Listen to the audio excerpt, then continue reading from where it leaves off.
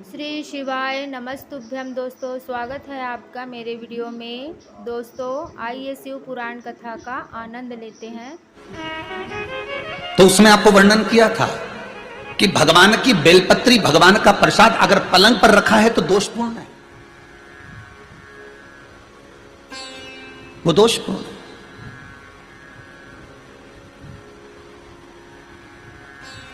अब बाबा ने पूछ लिया, इंद्र मैंने माला आपको दी थी, वो माला कहां है? इंद्र कहते हैं मैंने तो एरावत को दे दी थी। एरावत से पूछा वो कहां है? मैंने तो अपनी मस्ती में फेंक दी, पांव के नीचे आ रही है।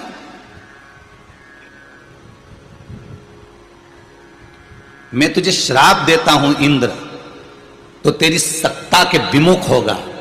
जितना तुझे तेरी सत्ता से प्रेम है इंद्र, तुझे अपना सिंहासन प्रिय है, मैं तुझे श्राप देता हूं कि तेरा वो सिंहासन तेरा छूट जाएगा। माला का अंतर देखिए, जिस माला को आप लेकर बड़े खुश होते हो, वो माला अगर सही जगह नहीं जाती, जिस भगवान की बेलपत्री को लेकर आप खुश होते हो वो बेलपत्री सही जगह नहीं जाती, जिस प्रसाद को लेकर आप खुश होते हो वो प्रसाद अगर सही जगह नहीं जाता तो उसका फल क्या भोगना पड़ता है वो देखिएगा।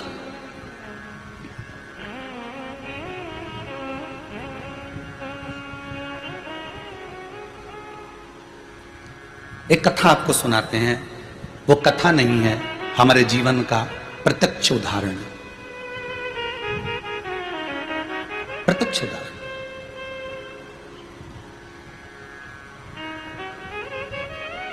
भवानी मंडी में भंवरलाल जी शर्मा रहते हैं, शायद वो कथा सुन रहे होंगे। वो कथा सुन रहे होंगे, ये मुझे विश्वास है। उनका नियम था, हर महीने वो गोवर्धन नाथ जी की परिक्रमा करने जाते थे, और हमारा भी नियम था, हम गोवर्धन नाथ जी की परिक्रमा हर महीने करने जाते थे। कई बार ऐसा योग बन जाता था कि वो परिक्रमा पे, हमारी कोई पहचान नहीं है, हमारी कोई जान नहीं है। ये भंवरलाल जी का नाम हमको तो बाद में मालूम पड़ा कि ये भवानी मंडी के रहने वाले, वो भी पूछा उनसे, वो भी रो रहे थे तब पूछा गया। ये हकीकत की कथा, ये कोई कथा किसी पुस्तक से नहीं है, ये प्रमाणित था। और उनका नियम था, गोवर्धन नाथ जी की परिक्रमा करते, लगाते, भगवान को शाम के समय पर वो बाबा को राजभोग धराते, गिराता था। खूब भगवान की सत्ता थी, खूब वैभव था, खूब पैसा था। जितनी बार आते वो आधा पीपा का, एक पीपा का, आधी बोरी का, एक बोरी का, वहां बोरी से राजभोग होता है गिराती में, तो वो भोग लगा देते, ठोर, मोहन थाल, लड्डू सब करते। अब धीरे धीरे बहुत उनका वैभव, बहुत पैसा था भंवरलाल जी के यहाँ, काम भी अच्छा था उनका, शायद पत्थर वत्थर का कोई काम था तो अच्छा। 6 महीना 8 महीना लगातार परिक्रमा उन्हें हर महीने करी। हम भी जाते रहे परिक्रमा, हमने भी घनी करी। तो धीरे धीरे व्यापार उनका थोड़ा कम हुआ। जो उनका पत्थर का काम था वो धीरे धीरे एक जगह का कहीं बंद हो गया, दूसरी जगह का भी बंद हो गया, तीसरी जगह का भी बंद हो गया। बड़े दुखी हो गए।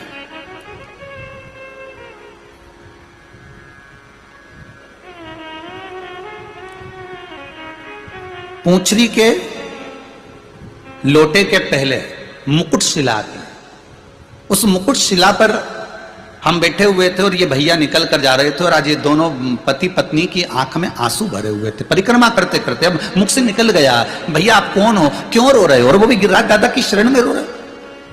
जब व्यक्ति भगवान की शरण में रहता है, भोलेनाथ की शरण में रहता है, ठाकुर की शरण में रहता है, मेरे कृष्ण की शरण में रहता है, मेरे गोवर्धन नाथ जी की शरण में रहता है, मेरे राम की शरण में रहता है, तो उसकी आंख में तो आंसू आना ही नहीं चाहिए। फिर आप क्यों रो रहे?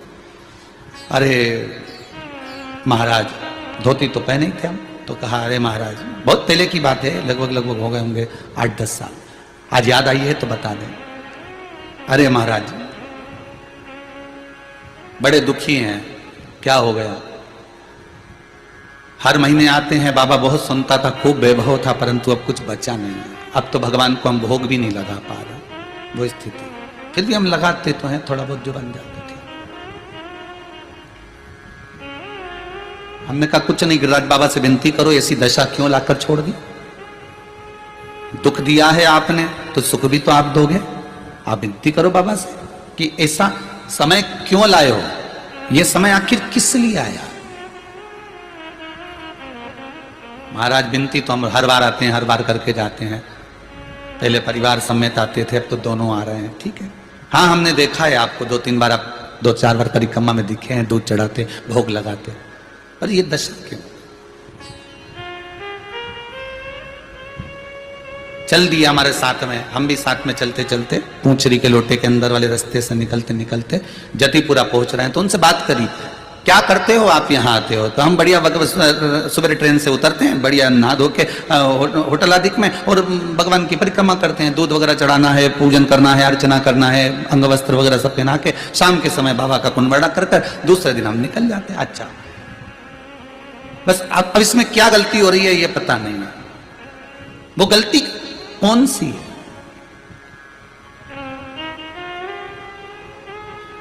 स्कंद पुराण में एक चीज बहुत पहले पड़ी हुई थी, बेलपत्री हो, प्रसाद हो, माला हो, इसका जब अपमान होता है तो व्यक्ति को रोना पड़ता है, ये स्कंद पुराण कहता है।